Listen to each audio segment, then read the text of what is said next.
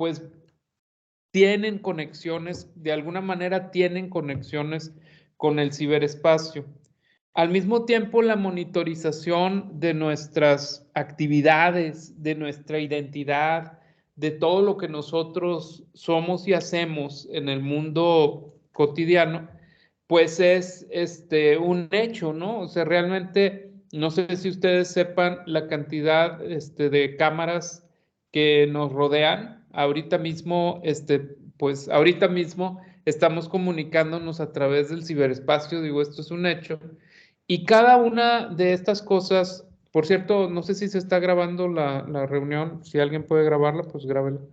Ya se está grabando. Ok, bueno, eso justamente. Esto está siendo registrado. El asunto es para qué. Hay un proyecto muy grande de la Organización de las Naciones Unidas y al cual se han sumado una serie de organizaciones, una de las cuales pues, es importante por su magnitud económica, que es el Foro Económico Mundial, que se llama el Proyecto 2030, ¿no? El Proyecto 2030 de la ONU, el 2030. Están proyectando cambios sustantivos en las relaciones entre los seres humanos a múltiples niveles, es decir, no solamente tiene que ver pues con, por ejemplo, cuestiones de salud que son muy importantes o cuestiones de medio ambiente que son súper importantes también, sino con otra serie de cosas, como por ejemplo sería el mundo del trabajo, el mundo laboral, y el mundo del día a día, se están proyectando hacia 2030, nos están proyectando hacia este futuro inmediato. La mayor parte de estas iniciativas o de estas cosas que están sucediendo se conectan con la necesidad de contar con información veraz y de primera mano y sumamente detallada de todas las actividades que realizan grandes masas humanas. Ahora, esto reclama varias cosas. Por una parte, pues que podamos almacenar efectivamente esto que sucede alrededor nuestro. Por ejemplo, cuando nosotros pasamos frente a una cámara de vigilancia en la ciudad, esto ya es un hecho en Saltillo, por ejemplo, Saltillo, Coahuila es la ciudad más vigilada de la República Mexicana.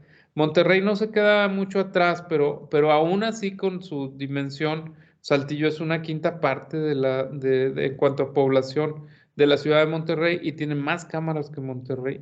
Bueno, cuando nosotros o los saltillenses pasan enfrente de una cámara, automáticamente hay un reconocimiento del rostro que está en tiempo real tomando ciertos datos biométricos que ya adquirió pues esta tecnología, ¿no?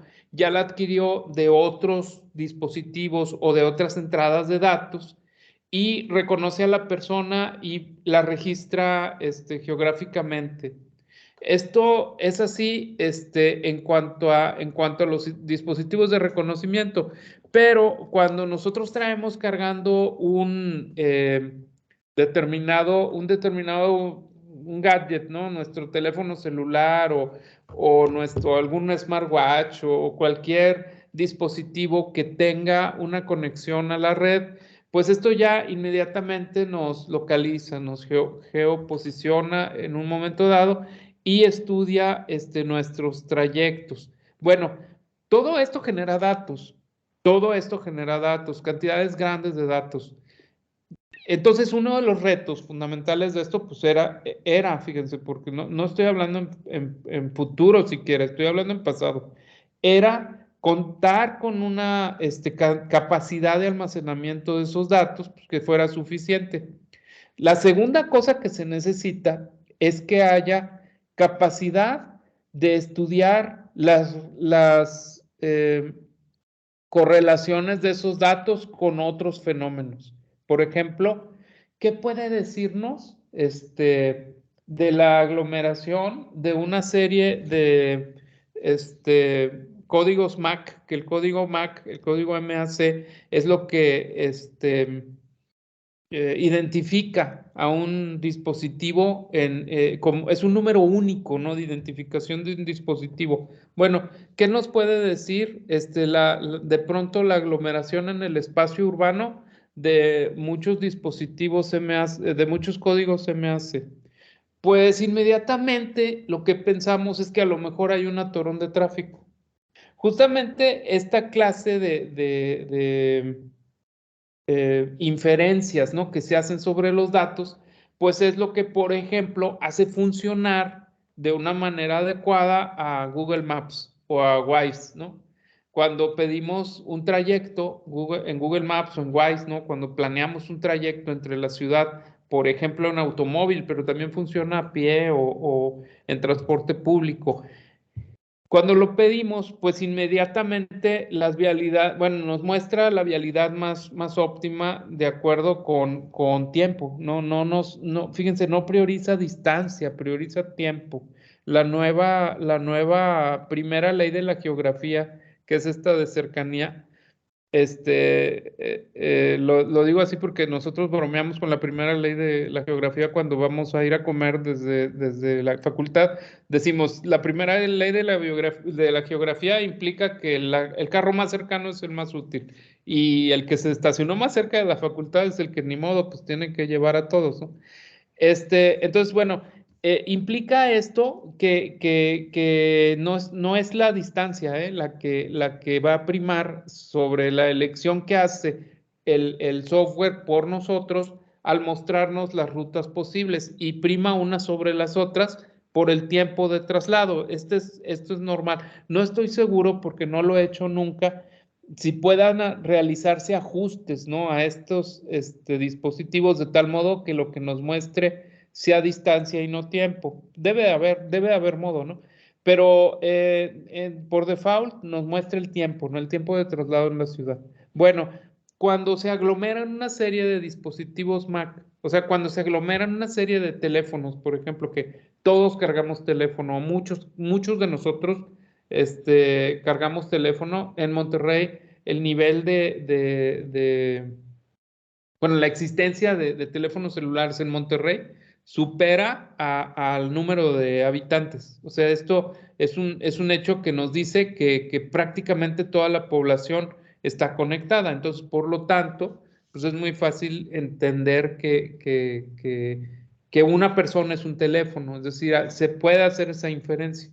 Bueno, cuando muchos están aglomerados, entonces se colorean, esto ya lo han visto ustedes, no, digo, no estoy diciendo algo que nadie sepa, se colorean de cierto color ciertas partes del trayecto porque nos dicen, aquí hay muchas personas aglomeradas en este espacio y el movimiento de los dispositivos en el espacio es lento, por lo tanto la velocidad de desplazamiento es baja, por lo tanto ahí hay un atorón de tráfico.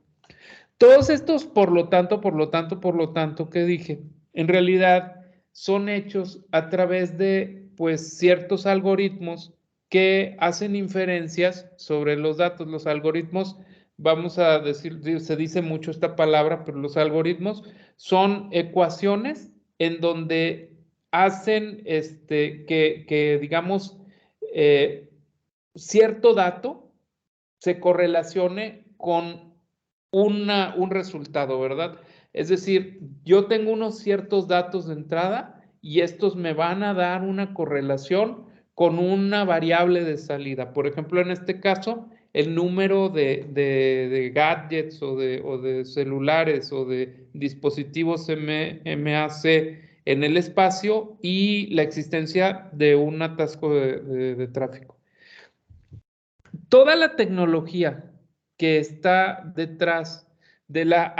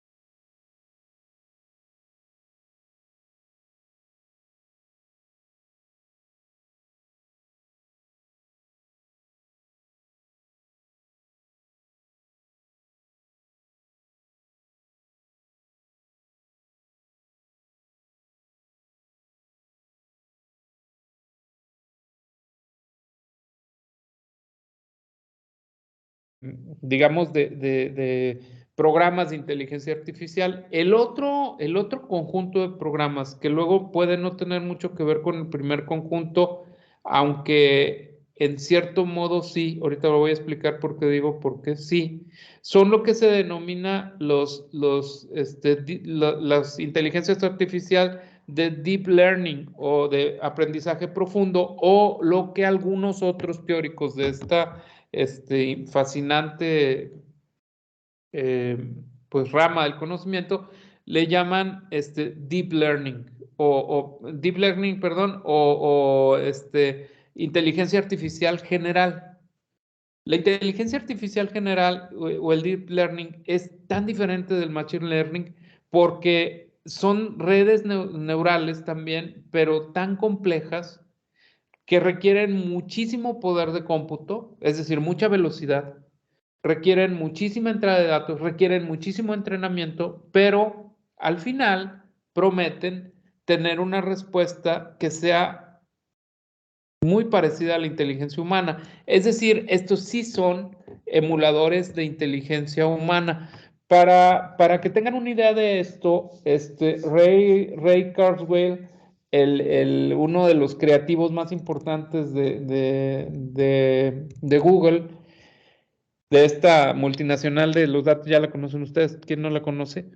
Estima que para el 2025 se dará el momento de la singularidad. Él señala como momento de la singularidad el momento en que la inteligencia artificial se convierta en algo más que un programa alimentado por un programador que espera una respuesta. Es decir, que la inteligencia artificial se convierte en algo consciente de sí mismo, súper parecido a lo que es el ser humano. Es decir, que supere la emulación del ser humano y se convierta en un ser por entero autoconsciente. No se ha conseguido esto aún, pero la promesa de una serie de investigadores sobre esto es que esto podría conseguirse en un plazo que ya no es tan lejano, estamos hablando de 2025. A todo este conjunto de investigadores se les ha encajonado en una filosofía de pensamiento.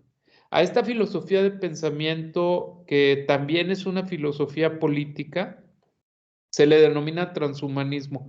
¿Por qué transhumanismo? Bueno, voy a ir tantito atrás otra vez. El Foro Económico Mundial, en concordancia con la agenda de la ONU 2030 y para, digamos, establecer lo que sería la política económica del futuro, establece como el centro de todo este esfuerzo a la inteligencia artificial y al análisis de Big Data. O sea, puede haber muchísimas cosas más en las recomendaciones del Foro Económico Mundial sobre la transformación del mundo del trabajo. Por ejemplo, todo lo que tiene que ver con automatización, todo lo que tiene que ver con la robotización, todo lo que tiene que ver con la recualificación de las personas, todo esto puede haber, pero en el centro de todos sus esfuerzos y de todas sus políticas está, la inteligencia artificial y el análisis de Big Data. En el fondo, la inteligencia artificial y el análisis de Big Data se ve como uno de los componentes fundamentales del transhumanismo. El transhumanismo como filosofía, pues, filosofía de pensamiento, ¿no? Pero también como programa político, hay que trazar sus orígenes verdaderamente lejos de este momento que ahora estamos viviendo y en donde ya esto es casi y digo casi, y agárrenme la palabra, casi un destino anunciado, porque todavía no se ha dado esto, pero viene anunciándose desde hace bastante tiempo. En la década de 1960, Huxley planteaba la idea de que, bueno, Huxley siendo pues director de la UNESCO en ese tiempo, planteaba la necesidad de repensar al ser humano, de replantear su forma, su contenido, su humanidad en sí. Es más, replantear su biología, ¿no? Planteaba la necesidad Huxley en este trabajo pionero sobre el transhumanismo, planteaba la necesidad de investigar profundamente en la naturaleza biológica del hombre para, a partir de investigar en la naturaleza biológica, pues poder intervenir en esta naturaleza biológica. Huxley ya planteó la idea ahí en esa pues especie de manifiesto de intenciones de los años 60, planteaba la idea de que era necesario decodificar lo que somos, ¿no? Todo nuestro genoma. Cuando se hizo el anuncio en la década de 1990, cuando el gobierno de Clinton en los Estados Unidos, al final de la década de 1990, cuando se hizo el anuncio de que se iniciaba el proyecto Genoma, es decir, un proyecto ambiciosísimo de la ciencia contemporánea, que planteó en ese momento la idea de decodificar todo el genoma humano, es decir, que se hiciera una transcripción de todos los genes humanos para ver cómo estaban ensamblados molecularmente, poder caracterizar todos los genes del ser humano. Cuando se planteó esto, hubo más de 10 científicos que dijeron que, uno, faltaba potencia informática, dos, faltaba memoria, ¿no? Para almacenar la cantidad de información que implica el genoma de los seres humanos, y tres, que no había forma, ¿no? De hacer esto, que era imposible, llegar a hacer esto. Entonces, cuando se planteó este objetivo, prácticamente se rieron en su cara de las personas que lo plantearon, pero el año pasado ya se terminó la secuenciación del genoma. O sea, este objetivo que planteaba Huxley ya se cumplió en el año pasado, porque avanzó la tecnología informática entre los 90, finales de los años 90, estamos hablando pues de hace más de 30 años, ¿no? O hace cerca de 30 años, no más de 30 años, cerca de 30 años. Desde hace cerca de 30 años hasta ahora ha avanzado de una manera descomunal la informática como para hacer esto. Bueno, también planteaba Huxley la idea de que fuera necesario replantear la manera en que nosotros nos relacionábamos con las cosas mecánicas, ¿no? En ese tiempo, bueno, la computación no estaba tan desarrollada como lo está ahora, pero, por ejemplo, la robótica ya tenía un cierto desarrollo. Había un avance muy importante ya para esa década pues en la cirugía, de tal forma que hizo posible, un poco después de estos anuncios de Huxley, hizo posible pues la creación de trasplantes o los primeros trasplantes de órganos entre seres humanos. Pero ya Huxley planteaba la necesidad de empezar a pensar en trasplantes de órganos artificiales, ¿no?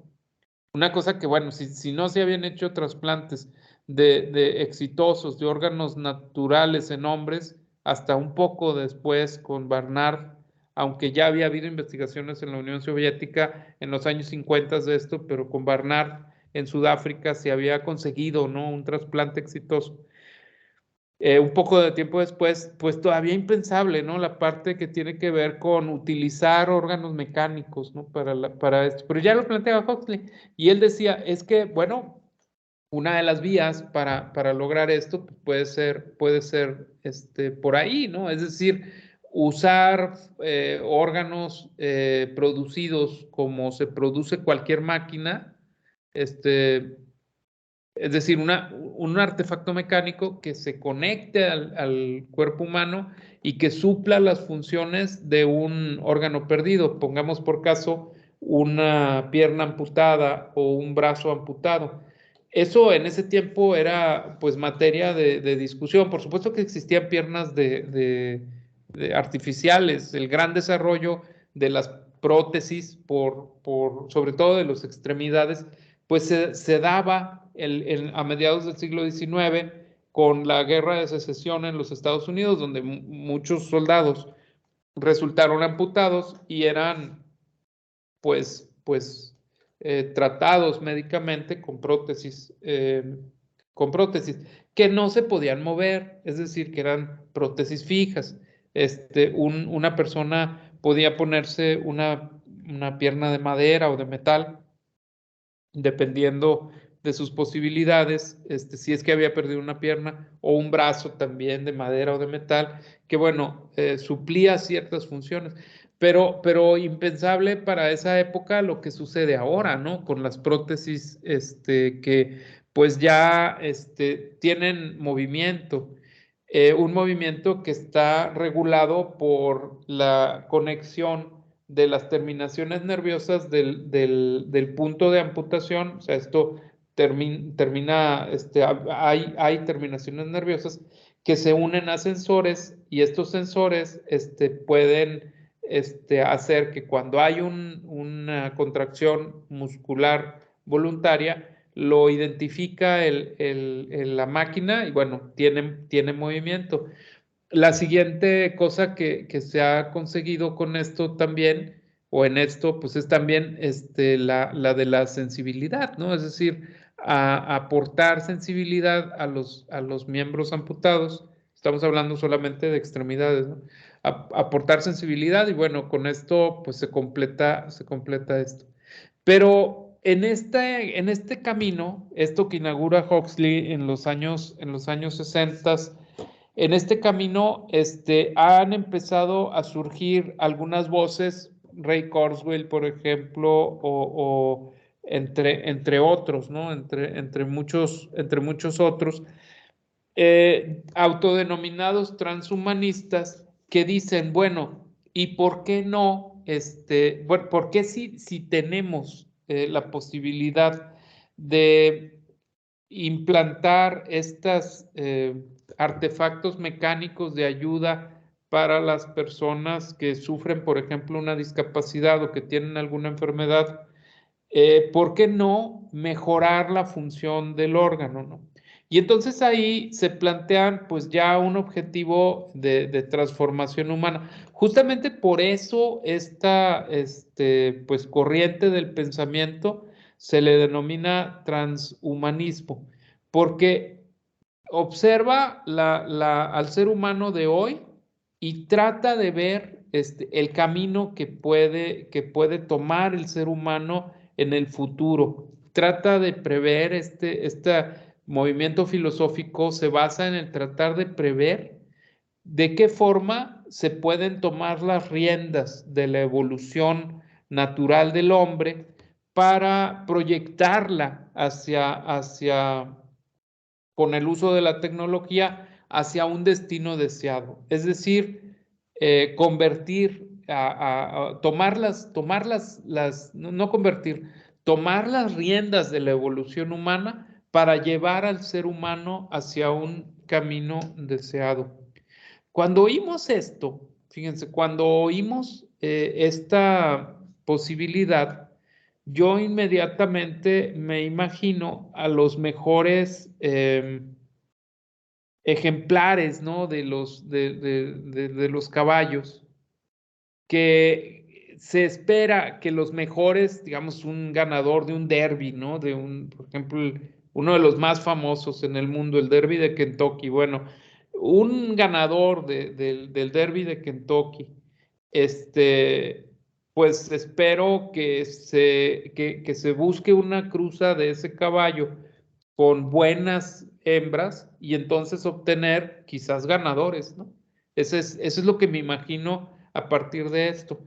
Fíjense que una familia de criadores de caballos ingleses a mediados del siglo XIX, los Galton, emparentados con Charles Darwin, Francis Galton, uno de los más famosos miembros de esa familia Galton de criadores de caballos, era sobrino de Charles Darwin, pues creador de la teoría de la evolución, ¿no? El que hizo posible que ahora este paradigma de la ciencia, que es el paradigma evolucionista, pues estuviera presente prácticamente en todas los enfoques científicos, ¿no? Quien no habla en un sentido evolutivo a veces se le tacha pues de ingenuo, de creacionista, o una serie, se le ponen apodos para que abandone su reticencia a afiliarse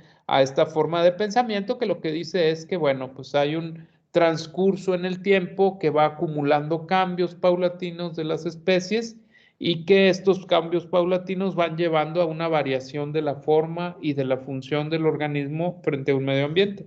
En general, eso es la teoría de la evolución. Bueno, Galton, sobrino de Charles Darwin, propone, siendo parlamentario en Inglaterra a mediados del siglo XIX, propone una teoría que él le denomina la eugenesia. Él toma esta idea de la crianza de los caballos y dice, ¿por qué no fomentar el matrimonio, la reproducción, ¿verdad? De ciertos tipos humanos y frenar la reproducción de otros tipos humanos. ¿Por qué no darle al Estado la posibilidad de contar con los mejores seres humanos para su desarrollo? Y por qué no también darle al Estado la posibilidad de ir eliminando seres humanos indeseables. Una de las cosas que decía Galton sobre esto era que el ser humano más deseable pues eran las capas más altas y acomodadas de la sociedad, mientras que los indeseables, digo, era así de simple y de ingenua su visión, pero lo estoy planteando como él lo dijo. Esto no quiere decir que yo esté de acuerdo y ahorita voy a decir enseguida mis objeciones a esta idea. Pero él planteaba que ingenuamente que las capas menos deseables de la sociedad pues eran las capas inferiores, ¿no? La pobreza la equiparaba con la indeseabilidad de ciertos tipos humanos. Pero apuntaba también Galton en toda su pues planteamiento frente a las autoridades que el hecho de que unos seres humanos más deseables estuvieran en peligro es porque las clases más altas no se reproducían tanto como las clases más bajas. Unos 50 años antes de esto, quizás 60 años antes de esto, al final del siglo XVIII, Thomas Malthus, otro inglés, planteaba la posibilidad de una hecatombe mundial por la sobrepoblación, porque decía que la evolución de la población, la evolución demográfica, no era era más rápida que la evolución de la capacidad de conseguir alimentos para estas personas.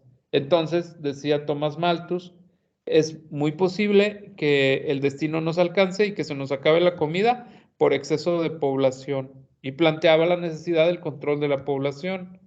Toma esta cuestión literalmente Galton y la traslada a su idea de pues escoger, ¿no?, los mejores tipos humanos.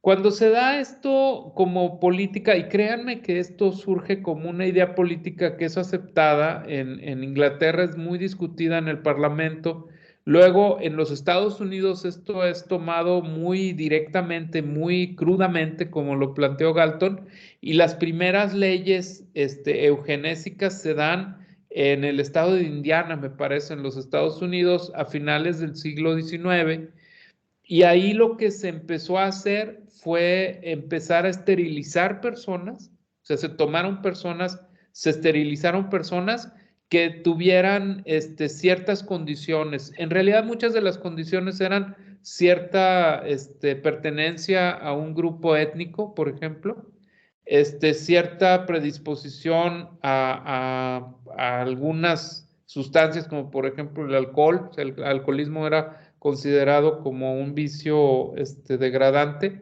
que sí lo es, ¿verdad? Pero que no puedes simplemente decidir esterilizar a una persona porque toma unas copas, ¿no? Eso imagínense lo que significaría.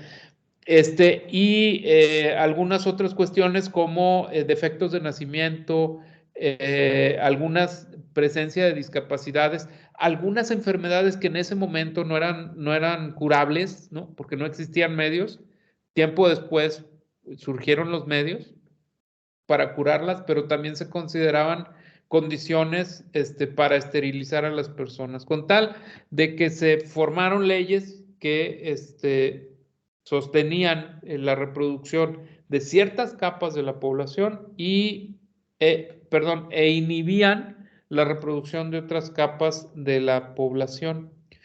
Esto pues llega a México. México tiene leyes eugenésicas. Digo, esto ya ha sido superado por mucho, ¿no? Pero México fue uno de los países que durante el siglo XX, tras la revolución, instalaron entre su legislación leyes eugenésicas. Brasil, Chile también en Latinoamérica. Pero de manera más preocupante, pues en los años 20, países como Suecia, por ejemplo, Noruega, me parece que Finlandia también, Dinamarca, todos estos países del norte de Europa implantan leyes eugenésicas que van a quitar por inhumanas en los años 70, hasta los años 70 del siglo XX. Es decir, esto dura una cantidad de tiempo escandalosa. Pero de todos los ejemplos, de todos estos ejemplos que les estoy diciendo, el más escandaloso, por supuesto que es el caso alemán, que con el gobierno del nazismo, ¿no? Con Adolfo Hitler al frente del gobierno alemán, se implantan una serie de medidas de eliminación directa de población. Ahí, como decimos en México, de una manera, digo, lo voy a decir, es una cosa espantosa, es un hecho horroroso de nuestra historia humana, pero no se andaba por las ramas, ¿no? No solamente los esterilizaba, hasta los mataba, ¿no? Es decir, en los sanatorios, por ejemplo, de enfermos mentales, les construía cámaras especiales de gas, metían a las personas y las asesinaban. No solamente, por supuesto, se dio esto claro a nivel racial. Hubo una cuestión pues de antisemitismo que llevó a arrestar simplemente por su origen étnico o por su religión, en este caso su origen religioso, a ciertos grupos de población en Alemania, meterlos en cámaras de gases, meterlos en hornos crematorios, bueno, hacer un genocidio que no ha tenido muchos parangones en la historia humana del presente, salvo quizás el genocidio que llevó a cabo Stalin en la extinta URSS, que fue también muy, muy duro. Pero bueno, este genocidio que se llevó ahí a cabo, pues se dio en aras de buscar una raza superior, ¿no? De buscar el ascenso de una raza superior. Entonces, cuando hablamos de transhumanismo, no podemos eliminar las sombras de la eugenesia en esto, ¿no? Sin embargo, aquí los transhumanistas reconocen que, bueno, esto no es exactamente, dicen ellos, ¿verdad? No es exactamente eugenesia. No se trata exactamente de esta eliminación sistemática de las personas, sino que hay una intervención en donde el ser humano es consciente de lo que está pasando. Por ahí el transhumanismo, que se desarrolla ya con bastante posterioridad a las tesis planteadas por Huxley, es un transhumanismo que yo quisiera, perdón, como dividir en varias formas, ¿no? Varias entradas, ¿no? Por una parte está aquel que está relacionado con la genética, es decir, donde las tecnologías genéticas cambian al ser humano. Por otra parte está el relacionado con la química, donde el uso y consumo de ciertas sustancias químicas transforman las capacidades humanas, ¿no? Por ejemplo, las relacionadas con la fuerza o con la inteligencia, ¿no? Por otro lado está la de la cibernética, la biónica, perdónenme, en donde el diseño de prótesis que pueden llegar a ser enormes, vamos a verlo ahorita, enormes en el sentido de intervención del ser humano, inclusive se plantean algunos teóricos como Nick Bostrom plantean la idea de sustituir completamente el cerebro humano por un cerebro computacional. Y esto es muy fuerte porque la mayoría de los científicos del cerebro confían en que el cerebro es el asiento de la personalidad. Entonces es fuerte esto en términos de la identidad humana. Bueno, pero plantean esto, ¿no? A partir de la biónica, hacer intervenciones mecánicas, vamos a decir mecánicas o mecatrónicas en el ser humano que le transformen. Y luego están, esto es, digamos, los seres, lo que tiene que ver con seres humanos. Y luego está el transhumanismo que tiene que ver con el desarrollo de la robótica y de la inteligencia artificial, que la mayor parte de los teóricos sobre esto le llaman a esto posthumanismo. En realidad, hay toda una discusión con respecto a esto al plantear que bien el transhumanismo, bueno, es una forma de ver la forma de tomar la evolución humana en manos de los científicos para llevar en la humanidad 1.0, que somos nosotros los seres humanos naturales, hacia una humanidad 2.0. El camino del tránsito de la humanidad 1.0 a la 2.0 es el transhumanismo. Mientras que la humanidad 2.0 es el posthumanismo, es decir, el humano que viene posteriormente. Y aquí, bueno, hay quienes dicen que esto ya llegó, que la inteligencia artificial, si es que llegara a desarrollarse a un nivel en el que adquiriera conciencia propia, pues tendería hacia la surgimiento de seres posthumanos o el surgimiento de robots autoconscientes o robots sintientes. Ahora, es muy interesante plantearnos ahorita, en este momento de la historia que estamos, pues en dónde estamos con respecto a esto y qué espera o qué esperamos que sea esta transformación profunda de la cultura humana, qué efectos esperamos que tenga en nuestras formas de habitar las ciudades. ¿Cómo serán nuestras ciudades? Bueno, ¿en dónde estamos ahorita? Una de las cosas, como les decía, es que el Foro Económico Mundial y la misma Organización de las Naciones Unidas, pues reconocen que en el centro de toda esta revolución por ahora se visualiza la digitalización de nuestra vida, ¿no? Fíjense, esta es la esfera de datos global, cómo se ha ido expandiendo. Esto, aquí estamos, espero que sí se vea el puntero con el que estoy señalando este cuadrito azulito de la izquierda, de la parte superior de la imagen. Estamos hablando de 2016. Tenemos una esfera de datos que llega a 16 zettabytes. Ahorita voy a aclarar esta cuestión de los zettabytes para que se entienda. Y esto nos va llevando desde una serie de pasos, a través de una serie de pasos desde la digitalización de nuestra vida al Internet de las cosas, a una interconexión más plena, hacia ya la intervención de tecnologías en el cuerpo humano, hasta una esfera de datos en el 2025 que sería de 163 zettabytes. Digo, viéndolo así, desde esta perspectiva, pues es un cambio enorme. Esto se hace 10 veces más grande la esfera de los datos. Estos 163 zettabytes que se espera que tenga la esfera de datos computacional para el 2025 es igual a ver el catálogo de Netflix completo 489 millones de veces. Aproximadamente, digo, le suben, le bajan títulos y aproximadamente 489 millones de veces ver todo el catálogo. O 40 trillones de DVDs.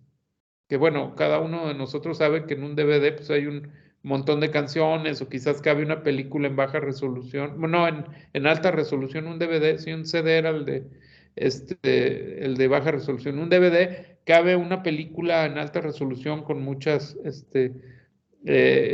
cosas más, ¿no? Con un programa que te ayuda a leerlo y todo, ¿no? Pero bueno, 40 trillones de DVDs. Quiero nada más para que tengan una idea de lo que es un zettabyte. Voy a salir de esta presentación. Quisiera que viéramos esto. Esta infografía está padrísima.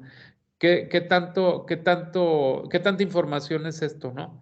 Bueno, cuando hablamos del byte, o sea, son 8 bits, es una unidad muy pequeña. Un byte es un carácter.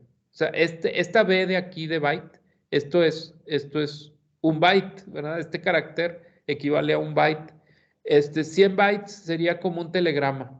Para los que hayan nacido después del año 2000, a lo mejor no saben lo que es un telegrama ya, ¿verdad? Pero nosotros, que yo nací hace mucho tiempo, sabemos lo que esto es, una serie de palabras, unas pocas palabras, te decían que lo dijeras todo en muy poquitas palabras para que pudiera caber en una cosa que se enviaba por cable, ¿no? Un mensaje que se enviaba por cable y recibía otra persona en otra ciudad. Mamá, por favor, deposítame dinero, me estoy muriendo de hambre.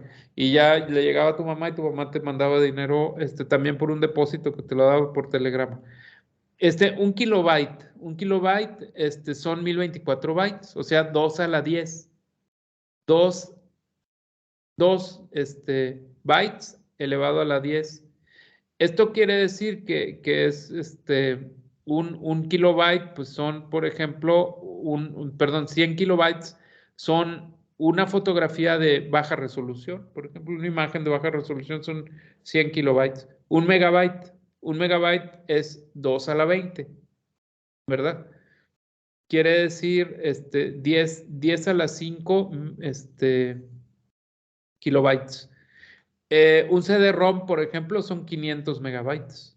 Un CD donde almacenamos o almacenábamos, porque esto ya es tecnología del pasado, almacenábamos canciones. Un gigabyte, esto ya nos suena mucho a nuestras máquinas, ¿no? Con las que trabajamos a diario, ¿no? Un gigabyte es una medida en donde elevamos el 2 a la 30. Es decir, este número de aquí, 2 elevado a la 30, son del byte. Por ejemplo, una película que vemos en Netflix, por ejemplo, o en Amazon Prime, o estos sistemas de streaming, es 1 gigabyte. Una película es 1 gigabyte. Este es el tamaño, ¿no?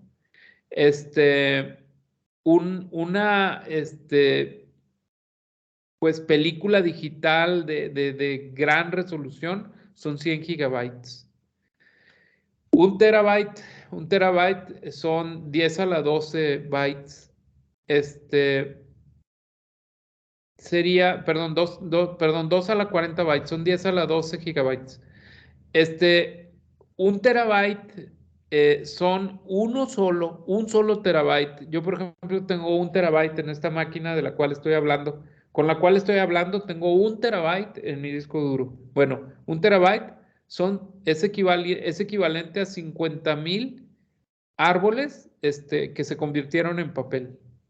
50,000 árboles que se convirtieron en papel. Imagínense el número de páginas que hace esto, ¿no? Cualquier sistema masivo de almacenamiento de datos tiene, de los más grandes, tienen 50 terabytes en la actualidad. Un petabyte es lo que sigue, ¿no? Que es 2 a la 50 bytes. 3 años de datos, un petabyte son 3 años de datos humanos, ¿no? 200 petabytes son todo el material impreso desde 1995 hasta ahora. Un exabyte, fíjense, un exabyte son 2 a las 60 bytes. Son 5 exabytes, fíjense, son todas las palabras que han sido habladas en algún momento dado por seres humanos. Estas otras medidas que siguen, que son zettabyte y yottabyte, ya son medidas que están fuera de, digamos, nuestra esfera, o sea, pertenecen a la esfera de los grandes datos. Por ahí, esto ya nos está señalando pues los límites del espacio computacional. Déjenme irme de nuevo a la presentación. Sí estamos viendo la presentación, ¿verdad? Otra vez, ¿verdad? Nada más confírmenmelo para, si no, moverle.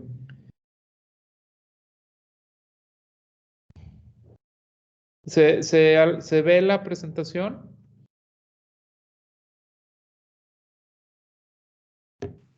Sí, sí, se ve. Ok, gracias.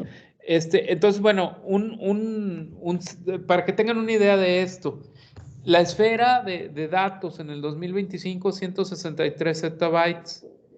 No obstante, la siguiente medida, que es el yottabyte, pues ya implica que digamos, un número 1 elevado a la décima potencia, 1 elevado a la décima potencia, pues sería el contenido de zettabytes en un solo yottabyte. Cerca de 1 elevado a la 40 potencia es todo el tamaño del universo. Todo el tamaño del universo, es decir, si en cada átomo de nuestro universo pudiéramos cifrar información, que si digamos, la materia puede ser, pues, programada, ¿no? Vamos a decirlo así, o cifrada la materia, toda la materia podría potencialmente ser cifrada. Bueno, si cifráramos información digamos, a razón de por cada átomo del universo un byte, pues podríamos llenar el universo de información, pero eso implicaría 1 elevado a la 40 yottabytes. Es una cantidad inmensa. Sí, es una cantidad inmensa, pero es finita. O sea, podríamos decir que a pesar de lo inconmensurable que es el espacio virtual en la actualidad, es finito porque se basa en el tamaño del universo, como máximo. No hay más que el tamaño del universo. Es increíblemente grande, pero a eso puede llegar. Bueno, pero ya, digamos, sin ir tan grandes, sin ir a números tan grandes, ¿no? ¿Qué es lo que está pasando ahorita? O sea, ¿cuáles son las tendencias, ¿no? Pues el uso de los datos está cambiando mucho. Fíjense, del 2016 al 2025, la expectativa que hay, pero es una tendencia que es muy clara, el espacio virtual computacional está siendo cada vez más utilizado para actividades críticas. Es decir, todas aquellas que tengan que ver, por ejemplo, con la operación de sistemas de infraestructura, con la ayuda de salud para cuestiones críticas de protección humana, también con el transporte, ¿no? Con toda la tecnología del transporte. Bueno, evoluciona desde 2016, va evolucionando hacia 2025 a duplicarse la capacidad que se utiliza del espacio computacional para esta clase de actividades. Con lo cual nos dice la relevancia creciente que está teniendo la esfera de datos computacionales en la vida, porque ya no se concentra, por ejemplo, como hasta hace una década, en el ocio, por ejemplo. todo lo que tiene que ver con el 90% del uso del Internet o cerca del 90% del uso de Internet que se daba la década pasada, la década anterior, pues era en cuestiones de ocio, fundamentalmente. Estaba concentrado en esto o de información. Mientras que para el 2025, pues ya una quinta parte de lo que sucede en el Internet pues está relacionado o estará relacionado con cuestiones que tienen que ver con el desarrollo de actividades, pues que son importantes para la supervivencia humana. No por nada, gran parte de lo que ahora están planteándose como estrategias para la defensa y para para cuestiones ofensivas y defensivas en la seguridad nacional en el mundo, tenga que ver con la protección de las esferas de datos nacionales. De hecho, una de las primeras cosas que hizo Rusia, por ejemplo, en la invasión a Ucrania, esto que está pasando ahorita todavía, fue intervenir toda la parte que tiene que ver con infraestructura crítica de comunicación.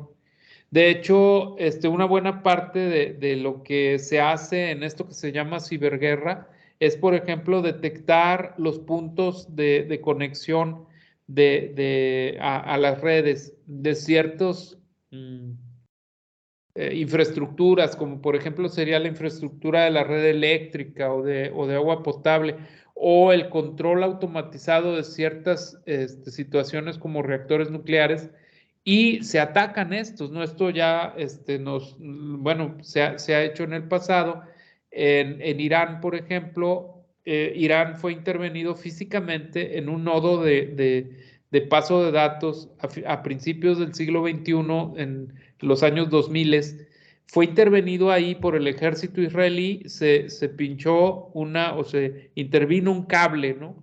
de transferencia de datos que iba a dar directamente a uno de los reactores nucleares donde estaban desarrollando uranio enriquecido para cuestiones que podrían ser del desarrollo de reactores para la producción de energía o podrían ser desarrollo de armas nucleares. Pues por sí o por no, el ejército israelí intervino el cable y entonces generó mediante un programa informático una alteración del ciclo de enfriamiento de ciertos componentes del reactor, y hubo un momento en que pudo haber entrado en estado crítico ese reactor y haber hecho pues un daño horrible, ¿no?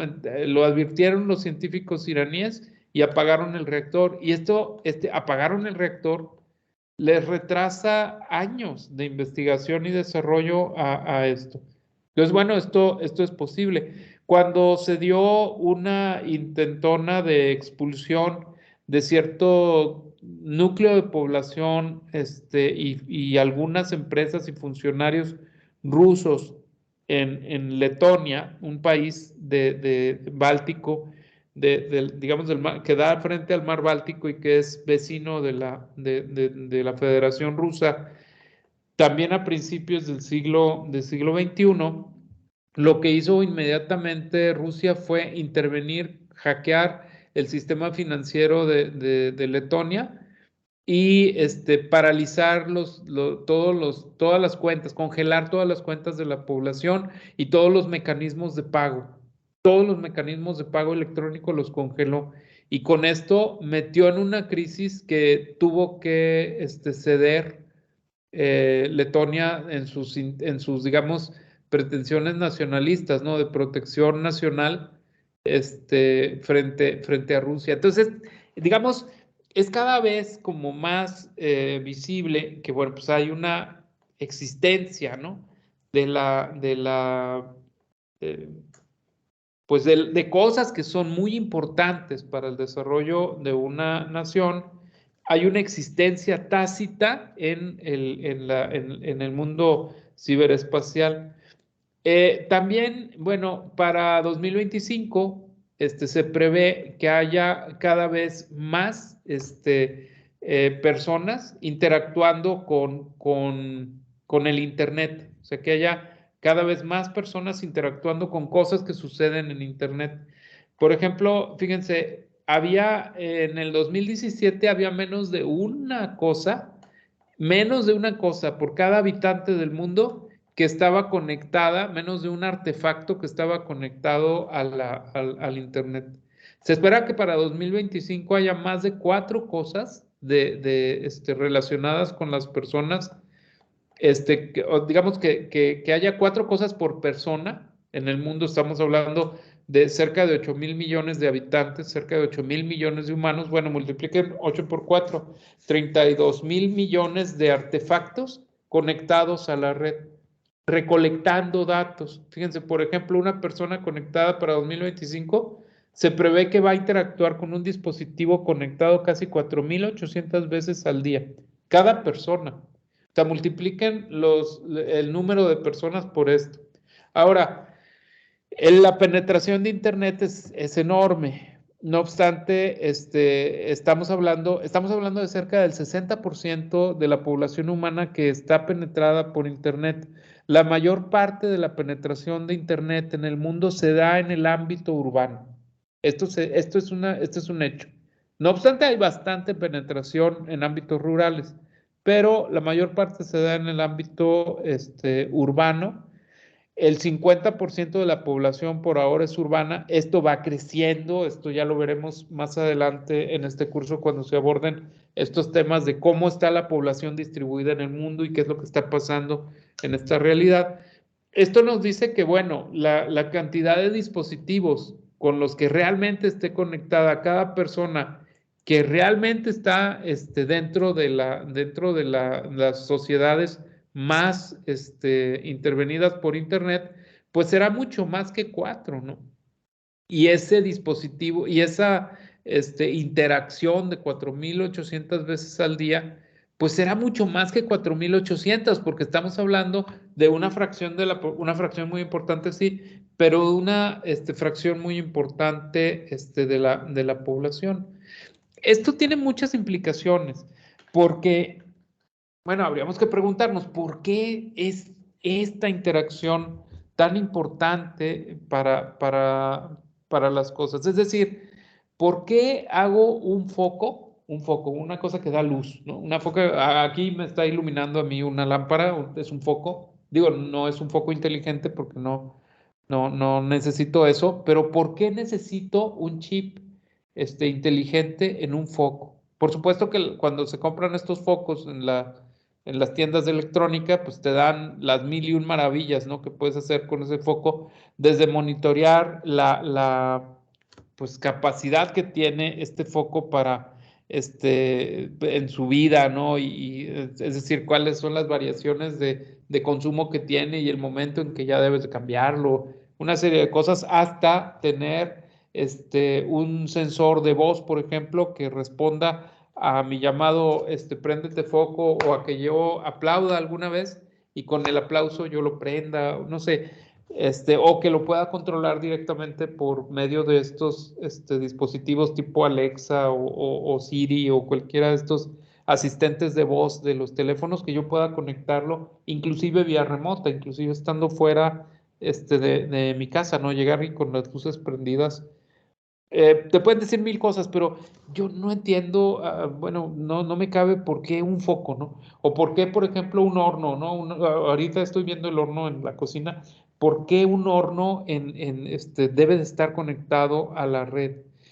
Es complicado esto. Bueno, hay toda una tendencia del Internet de las cosas, que el Foro Económico Mundial y la misma ONU reconocen que es necesario que esto se lleve a cabo, o sea, que haya un proceso de informatización cada vez más pleno, ¿no? En la vida humana, es decir, que nos rodeemos de dispositivos dotados con sensores que permitan la recolección de algunos datos nuestros, porque de hecho el objetivo no es el propio dispositivo, el objetivo somos nosotros, que recolecte algunos datos nuestros y que esto sea transferido hacia la esfera de datos para que pueda ser analizado por alguna inteligencia artificial y que se puedan prever ciertas cosas de nosotros. Esto es así muy interesante, ¿no? Digamos así puesto, pues es Bueno, pero ¿para qué quieren esos datos analizados? O sea, ¿para qué se usan esos datos analizados? Es muy posible que estemos entrenando a la inteligencia artificial, porque en efecto, la inteligencia artificial es un asunto que cada vez más conecta a la industria y cada vez más se convierte en activos empresariales. Fíjense, en el 2015, el 30% de los datos los creaban las empresas, el otro 70% lo producíamos nosotros. Se prevé que para el 2025 el 60% de los datos lo produzca la empresa y el 40% nosotros y bajando.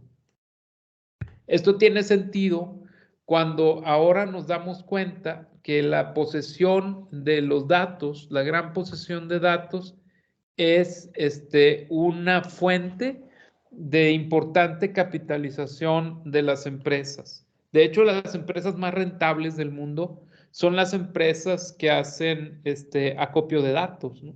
Por ejemplo, y esto no lo digo yo solamente, entre otros, pues lo dice Zuboff, esta escritora norteamericana, y lo dice Clarissa Bellis también, esta escritora mexicana que es profesora de Cambridge. Dicen, ahora nos enfrentamos a lo que ellas llaman el capitalismo de los datos. Es decir, se hace acopio de datos personales nuestros y estos datos personales se venden hacia las empresas, una diversidad enorme de empresas, desde giros que pueden llegar a ser, pues, normales, ¿no? Giros, por ejemplo, empresas productoras de alimentos, pues quieren saber qué es lo que consumimos como y en qué cantidad, como para saber qué producir y para saber cuándo hacer sus embarques y con qué ritmo llenar los almacenes, por ejemplo. O, por ejemplo, las empresas de ropa, ¿no? Que están viendo la variación de nuestros gustos. O empresas de telecomunicaciones, ¿no? Que están al pendiente de lo que vemos y mediante ciertos algoritmos, por ejemplo, el algoritmo de Netflix, nos restringen ciertos contenidos y nos ofrecen contenidos relacionados con lo que este algoritmo supone que es nuestra esfera de intereses, ¿no? De visión. Desde esto hasta, bueno, cuestiones que tienen que ver con la posesión de datos personales por grupos criminales, ¿no? En donde los datos personales, pues, pueden ser usados, por ejemplo, para suplantación de identidad o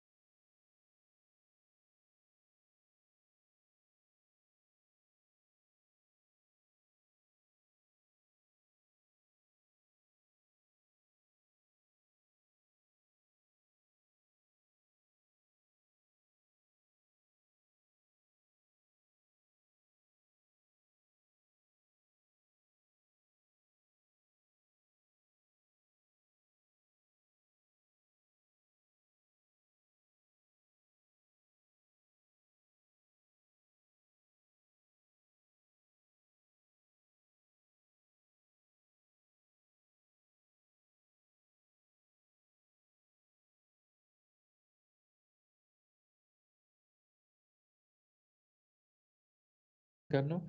Permite la elaboración de cálculos aritméticos y cálculos matemáticos en una velocidad que supera por mucho a la computación, la computación tradicional, ¿no? La computación basada en circuitos de silicio.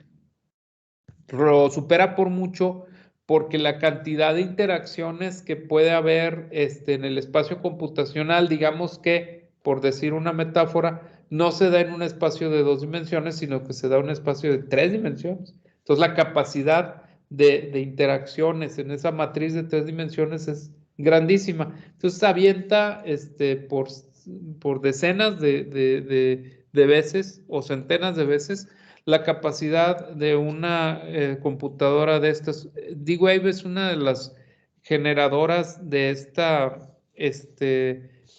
clase de computadoras. De hecho, una de estas computadoras está en el laboratorio de Los Álamos, en Nuevo México, y ahí hay un proyecto de la NASA para el desarrollo de aplicaciones de inteligencia artificial. Es muy posible que la alianza de computación cuántica con el desarrollo de inteligencia artificial sea una cosa que pueda llegar más allá de lo que nos imaginamos. De hecho, digo, con todo lo que se ha hablado de la robot Sofía, que bueno, pues es un artefacto, evidentemente se trata de un dron, pues evidentemente se trata de un artefacto controlado a distancia. Es muy probable que sea controlada por un sistema de deep learning, es muy probable. Es decir, que no es un robot autónomo, Sofía. Aquí estamos viendo en esta esquina inferior izquierda de la pantalla un autorretrato de esta robot hecho como un experimento para probar, ¿no?, la capacidad que puede llegar a tener para la producción artística, ¿no?, esta inteligencia no humana. Este retrato en particular se vendió en una subasta en $250,000, ¿no? O sea, ni siquiera cifras que algunos seres humanos que conozco que se dedican al arte han alcanzado. Bueno, esto ya lo produjo una robot. Esta robot no creo que sea autónoma, no tiene, creo que no se ha desarrollado la tecnología como para miniaturizar hasta ese punto una unidad, pues, cerebral, ¿no?, autónoma que pueda controlar a este robot. Hay una emulación de ciertas conductas humanas que no son perfectas, pero que pueden ya llegar a engañar a las personas. Hay fuertes regulaciones y fuertes discusiones en el marco de una serie de naciones que se están haciendo en la actualidad. Thomas Metzinger, un filósofo alemán muy reciente de Gotinga, de la Universidad de Gotinga, reconoce la necesidad que tenemos que hacer de plantear códigos éticos, ¿no?, para enfrentarnos a estas inteligencias que ahora podrían llegar a suplantar a los seres humanos. Hace algunos años, en el año 2018 me parece, fue presentado en el teatro, en un teatro en Los Ángeles, un teatro al aire libre, un domo, no estoy seguro cómo se llama este teatro. Fue presentado por el director general de Google, el artefacto de ellos de inteligencia artificial. No es exactamente inteligencia artificial, pero es un machine learning, pero es el asistente de conversación de esta empresa. Fue presentado en vivo en una llamada anónima, digamos, de un intercambio entre una empresa pues, de una estética, ¿no?, donde se arreglan las personas, dialogando con una mujer que estaba sacando una cita. Y la verdad es que se dieron cuenta ahí, todos los que estaban escuchando esa llamada, que la mujer que sacó la cita, la humana, ¿no?, interactuando con este asistente de voz, nunca se dio cuenta que era un asistente de voz. Y esto lo tomaron, ¿no? En ese momento la gente de Google como una de las éxitos más importantes, ¿no? Que pudieron haber llegado a tener con esto, ¿no? Porque, bueno, Metzinger dice que esto ya rebasa ciertos límites, porque la interacción que nosotros hemos desarrollado durante toda nuestra existencia en cuanto a dialogar es con seres humanos. Y dialogar con una máquina nos puede llegar a manipular hasta cierto punto en donde nos hagan reaccionar de una manera que, bueno, pues no tiene nada que ver con un fin bueno para el desarrollo humano. Entonces, digamos que en general, para dejarlo esto muy claro, porque quizás no fui muy claro con lo que dije, existe la necesidad imperiosa que frente a estas tecnologías nosotros pongamos hagamos una reflexión ética, porque digamos que podríamos llegar a estar asistiendo a la llegada de posthumanos artificiales, ¿no? Este espacio de la inteligencia artificial en la red pues cada vez se va expandiendo más, pero existe también, frente a esta expansión, la necesidad de relacionarse mediante nosotros con el mundo físico. Quizás estemos asistiendo a la llegada de posthumanos. ¿Por qué esta necesidad de la inteligencia artificial de relacionarse con el mundo físico? ¿Y por qué es cada vez más fuerte la interacción que estamos teniendo los seres humanos con el espacio, con la esfera de datos, ¿no? Con el ciberespacio? ¿Por qué? Quizás una respuesta está dada en la capacidad del ciberespacio para la existencia de la inteligencia artificial. La inteligencia artificial puede existir independientemente en el ciberespacio. Es decir, un ente de inteligencia artificial puede desarrollarse en el ciberespacio solamente, digamos que haciendo una simulación de existencia, pongamos por caso, construyéndose una casa en el ciberespacio, quizás no pueda desarrollarse exclusivamente ahí. Porque el ciberespacio en sí necesita energía para funcionar. Y esta energía solamente la puede obtener del espacio objetivo, que es el espacio donde nosotros vivimos. Entonces, es importantísimo para sostener una inteligencia artificial autónoma de los seres humanos que viva y tome sus decisiones. Es importantísimo que esta inteligencia artificial establezca un nexo con el espacio objetivo, que establezca un nexo que sea operativamente útil, es decir, que se aprenda a desplazar en el espacio objetivo, que aprenda a identificar los riesgos, que aprenda a identificar las amenazas, que aprenda a identificar las ventajas, que realice análisis que puedan hacerle que operativamente funcione en el espacio objetivo. Justamente eso es lo que estamos proveyendo nosotros con todos los datos que otorgamos diariamente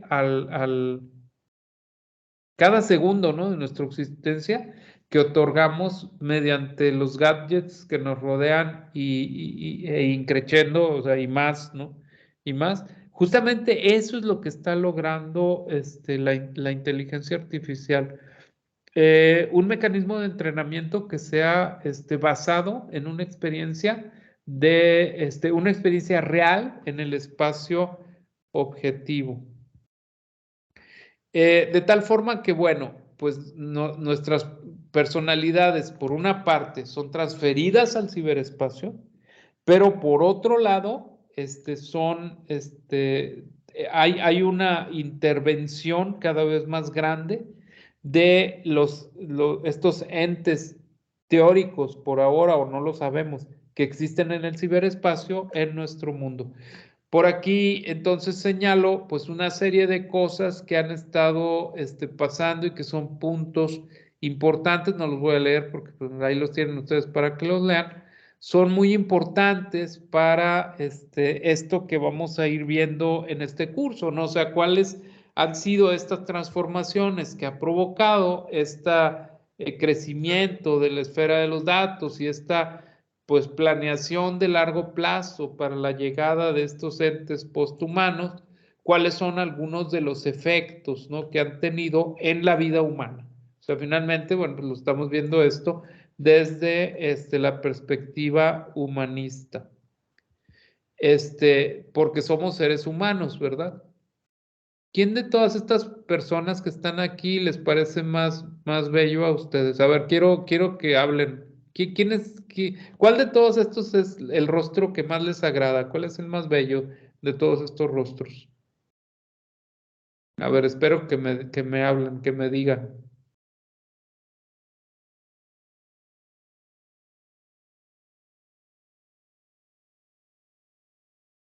Adelante, ¿no? Pueden participar. En la derecha. El de arriba a la derecha. Ella. Sí. ¿Quién más? A ver, ¿quién opina diferente? A mí la tercera de arriba. Ella. ¿Sí, verdad? ¿Quién más?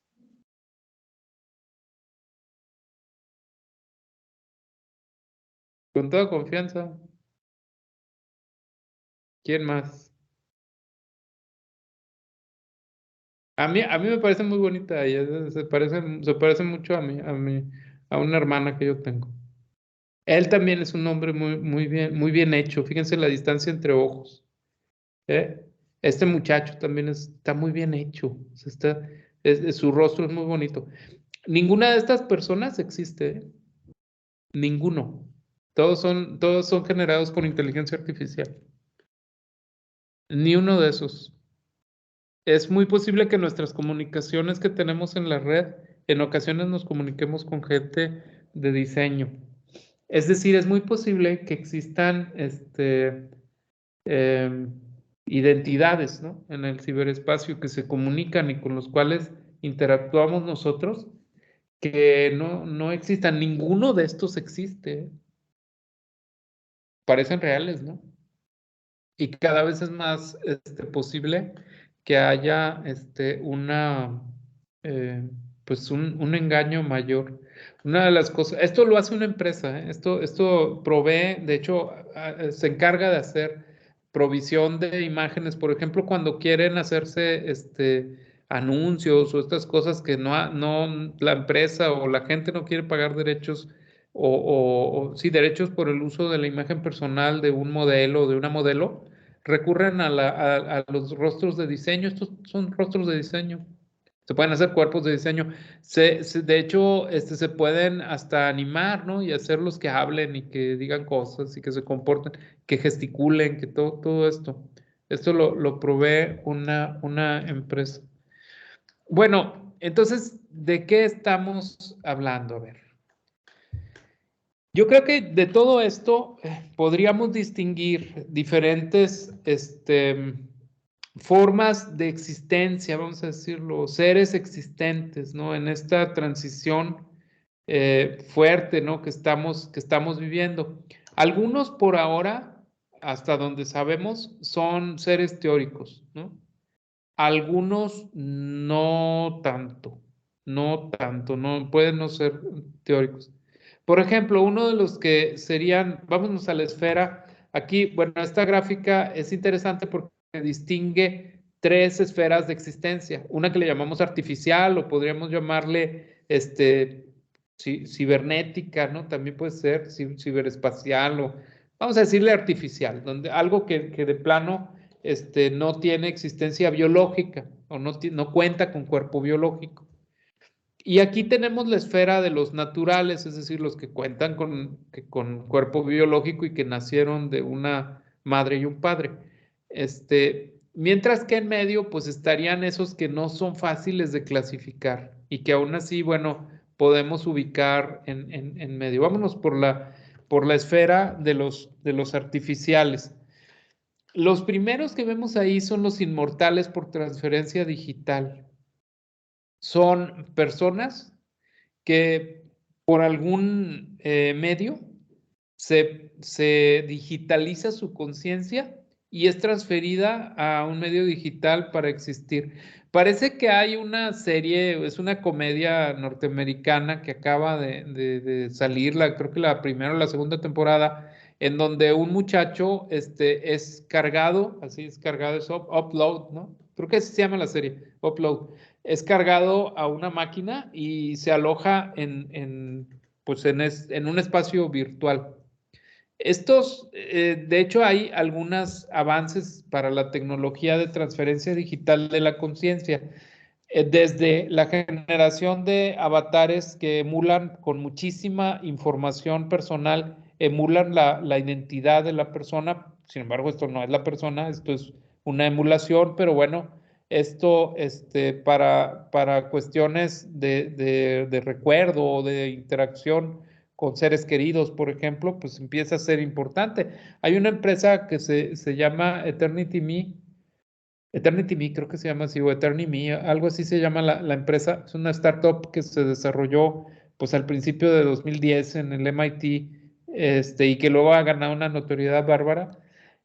Lo que hace es generar avatares con información personal que van aprendiendo de ti y al cabo de unos años de análisis de datos personales se convierten inclusive toman algunos aspectos de la persona como su apariencia física o su voz y son transferidos a la red y estos se convierten en avatares que interaccionan con los deudos, por ejemplo, con la gente que queda, cuando ya murió la persona, bueno, el que queda el deudo interactúa con ellos.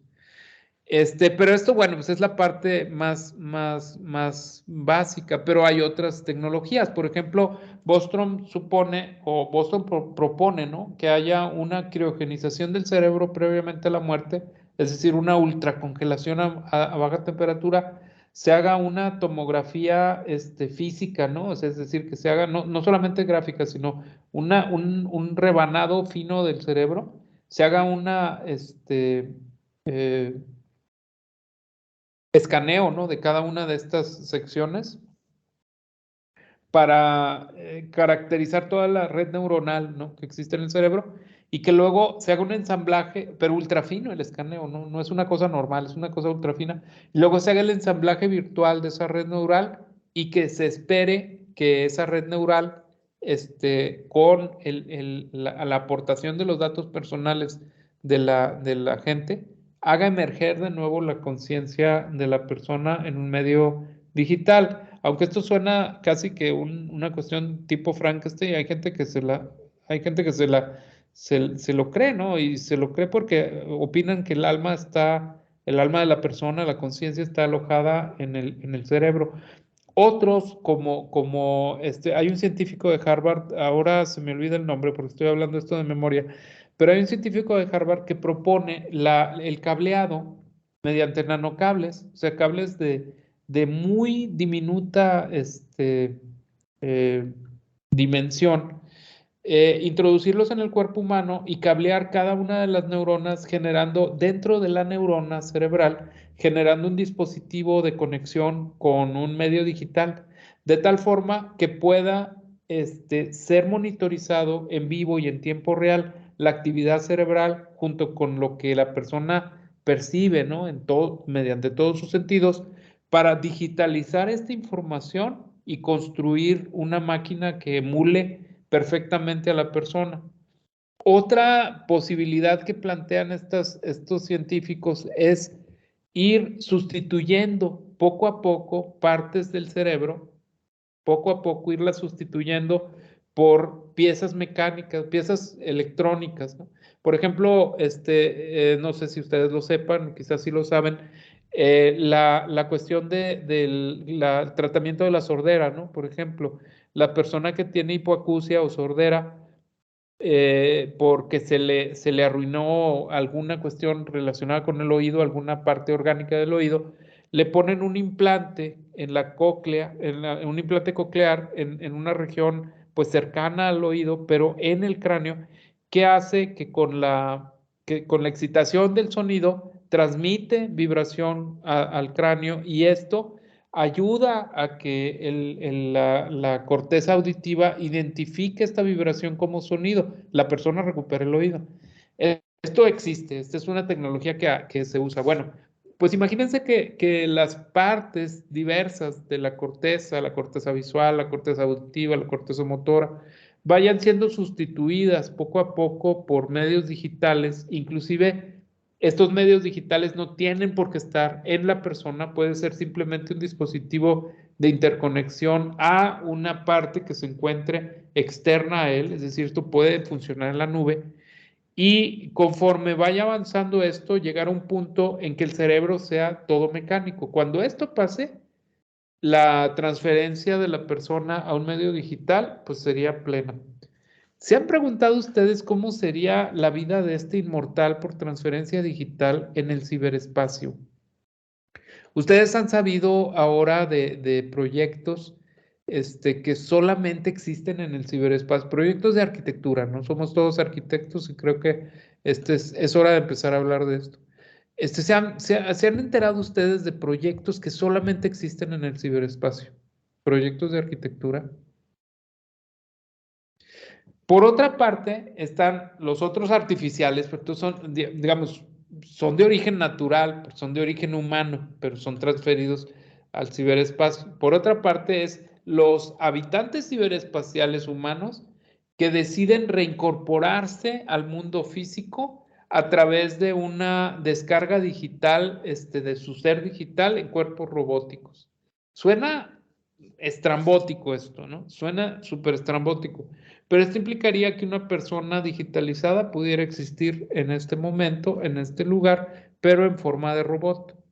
Cualquiera de estos dos son inmortales porque ya no tienen la posibilidad, ya no tienen el límite de la existencia biológica. No respiran aire, no comen comida como nosotros, no tienen procesos metabólicos como nosotros, ¿no? O sea, no tienen cuerpo. Existen como pura conciencia dentro de una máquina. Entonces, se opina que, por ejemplo, una cosa que sería una empresa que sería tan imposible de lograr, ¿no? Para una persona en vida humana normal, ¿no? Como sería viajar a la estrella más cercana. Pues híjole, unos 40,000 años dura el viaje, ¿no? A la estrella más cercana a nosotros. A la velocidad de transporte que usamos ahora, ¿no? Quién sabe en el futuro, pero en este momento, pues unos 40,000 años, perdón, viajando. Bueno, imagínense una persona transferida a un medio digital, pues podría viajar en una máquina que a lo mejor también sería una nave súper pequeña, es decir, sería prácticamente un chip. Esto podría ser súper miniaturizado y esta conciencia podría estar viajando a la estrella más cercana, ¿no? Es decir, podría funcionar esta misma persona como un inmortal descargado en un cuerpo robótico, pero quizás el cuerpo robótico sería una nave espacial. Luego, entre la esfera de lo artificial, tendríamos a las inteligencias artificiales. Esto que hemos estado hablando, ¿no? El desarrollo de mecanismos o programas que tengan la capacidad de la autoconciencia. Robots independientes también, es decir, robots que funcionen al nivel como lo que se estima que es el robot Sofía, esta robot que ya tiene ciudadanía en el Reino de Arabia, como es ciudadana árabe, pues, o robots subordinados, es decir, robots que funcionen como parte de la IA, como una especie de enjambre, basado en una inteligencia artificial única, ¿no? Esa es la esfera de lo artificial. En la esfera de los naturales, tendríamos, por ejemplo, a los renacientes, es decir, gente que fue transferida digitalmente al ciberespacio, pero que decide renacer en un cuerpo clonado, quizás de sí mismo, y se reinserta de alguna manera a ese cuerpo clonado para tener una existencia biológica subsiguiente. Luego estarían los conectados. Ya aquí estamos entrando en la esfera de lo actual, de lo que es real, de lo que es ahorita. Los renacientes, que yo sepa, no existen aún estos clones programables, no existen. Que yo sepa, porque esto puede haber cosas que no sepamos.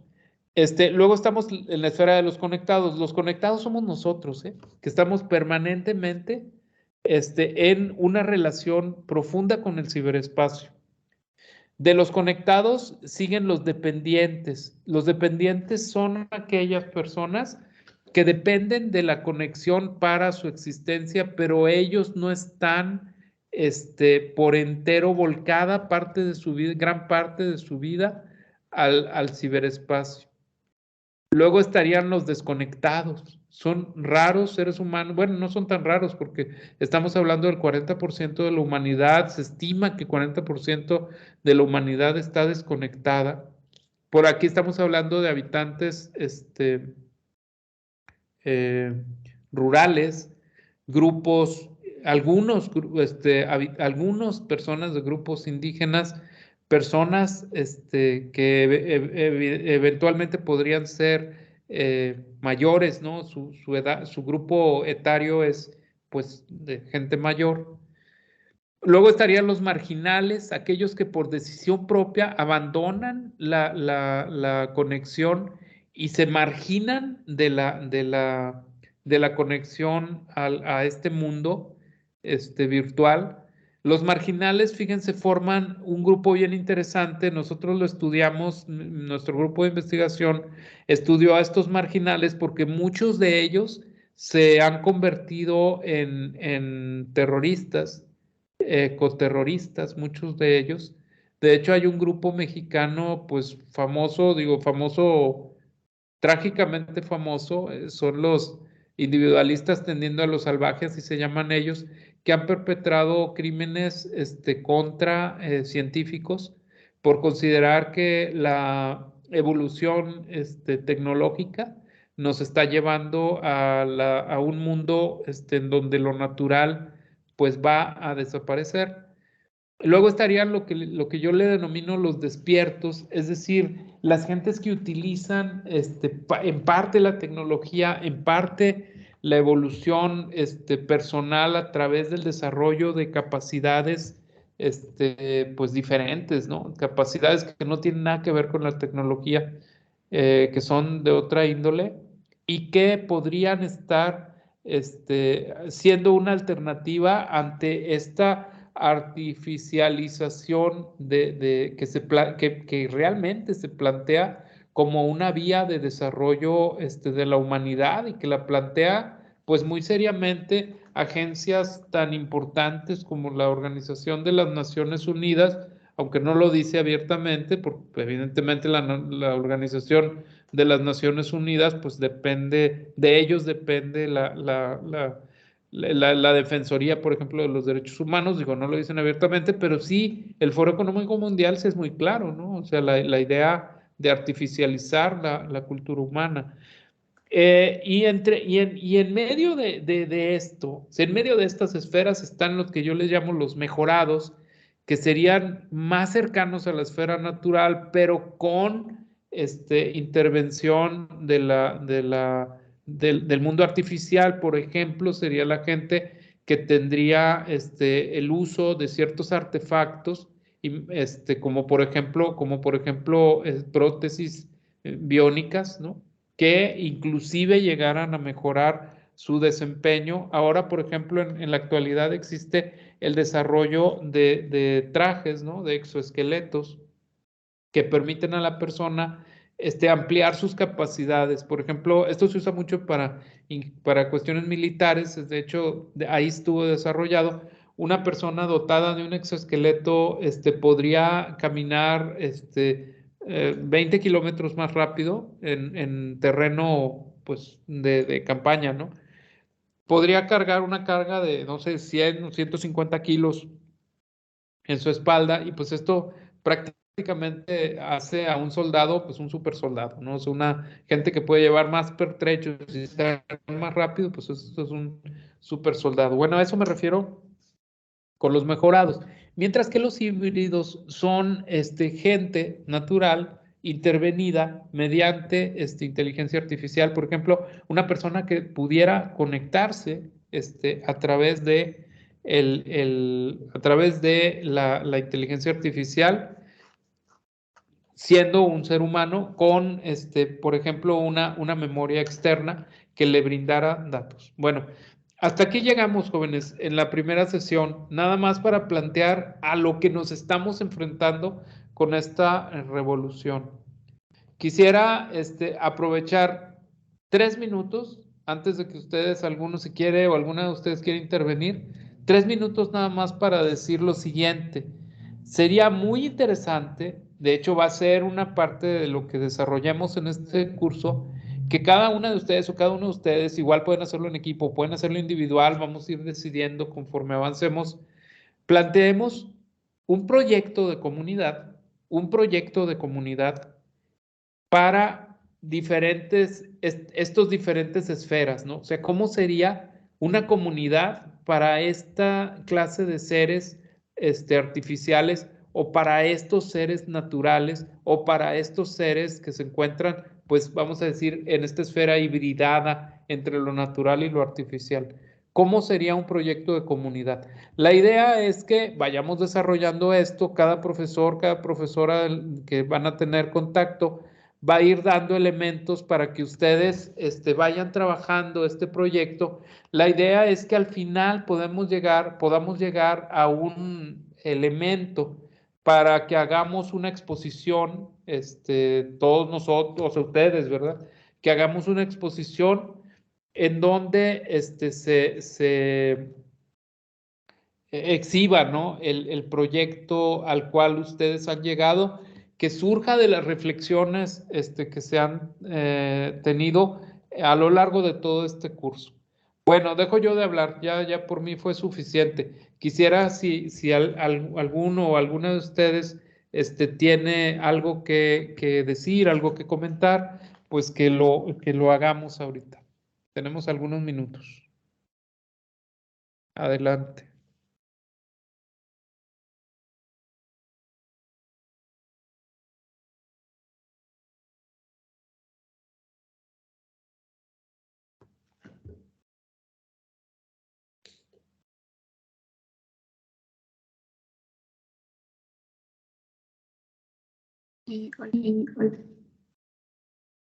Perdón, voy compañero.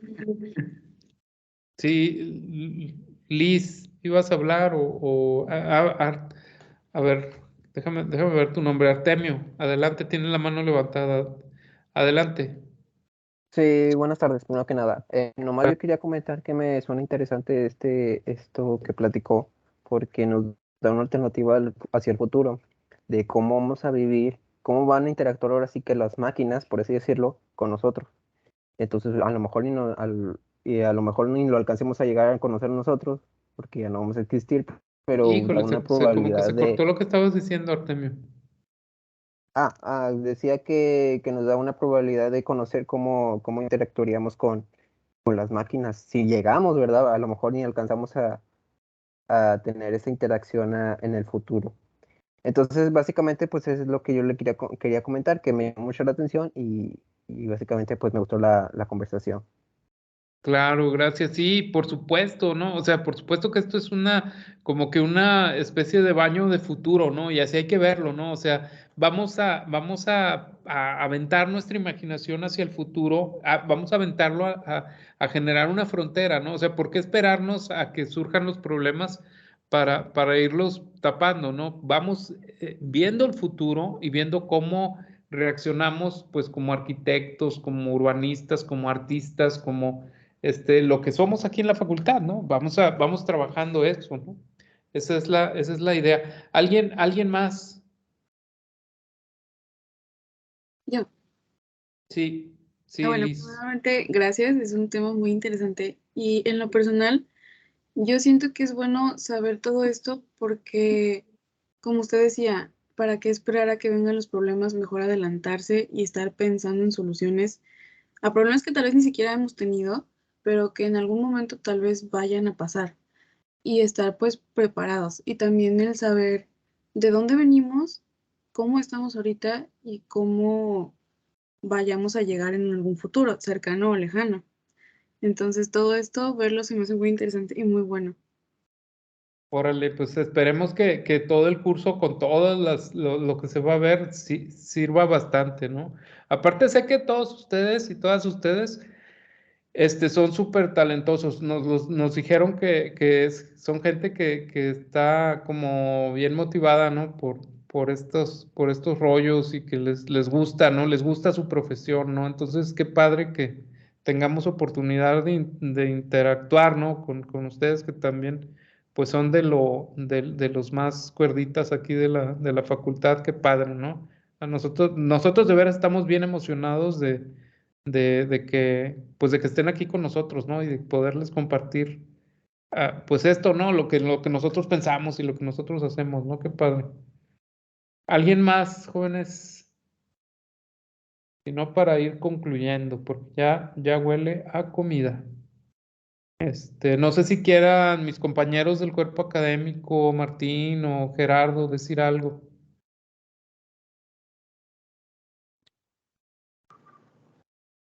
No, pues por mi parte, todo bien, muy bien, Benito, y pues aquí con mucho entusiasmo, como comentas, muy entusiasmados de iniciar este ciclo de cátedras, y pues esperemos que salgamos todos enriquecidos y aprendiendo pues mutuamente, ¿no? Órale, gracias, Martín. No, pues que gracias por la charla. La verdad es que estuvo excelente la charla tanto para ellos como para nosotros, ¿no? Y muy enriquecedora. Y nada, excelente inicio, ¿no? Creo que se va a aprender mucho en general. Bueno, pues aquí entonces aquí la dejamos. ¿Cuándo es la próxima, Gerard? Tú que tienes ahí el control de todo. Es la próxima semana La con próxima, el doctor Jesús Fitch. Sí. órale. Bueno, pues van a estar en manos de verdaderamente un experto en cuestiones urbanas. Quizás esa es la orientación que él va a hacer, ¿verdad? ¿Cuál es el tema de la próxima No charla? tengo el nombre aquí exacto, pero es sobre urbanismo y transhumanismo. ¿Cómo está afectando esto ya directamente a las ciudades y al valor de los espacios? Y cómo está existiendo ya esta revolución, ¿no? Bueno, jóvenes, pues nos vemos la próxima semana. Yo quizás no esté presente, pero voy a tratar voy a hacer la lucha para escuchar esta plática. ¿Sale? Gracias. Nos vemos. Gracias igualmente. Aplausos para todos. Gracias, buenas tardes. Muchas Buen Luego. gracias. Muchas gracias. Buen provecho a todas y a todos. Dios. Igualmente. Sepa esto.